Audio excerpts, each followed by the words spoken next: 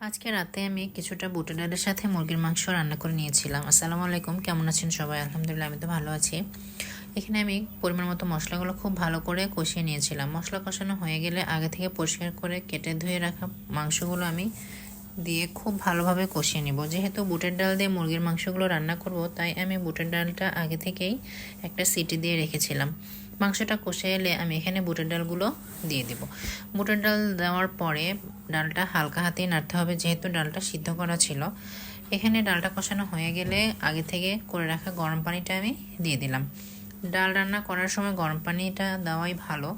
ডালটা হয়ে গেলে এখানে আমি একটু বেরেস্তা দিয়ে দেবো। বেরেস্তা দিলে যে কোনো তরকারি খেতেই টেস্টটা যেন দ্বিগুণ বেড়ে যায়। তরকারিটা আমার রেডি হয়ে গিয়েছে। তরকারিটা দেখতে খুবই লোভনীয় লাগছে, খেতে অসাধারণ ছিল। বুটের ডালের সাথে ভাত, রুটি, পরোটা যে কোনো আইটেম দিয়ে খেতেই অনেক মজা। আমরা তো তরকারিটা ভাতের সাথে খেয়ে নিয়েছিলাম। আপনারা কে কী দিয়ে বুটের ডাল খেতে পছন্দ করেন অবশ্যই জানাবেন। সবাই ভালো থাকবেন। আল্লাহ হাফেজ। আসসালামু আলাইকুম।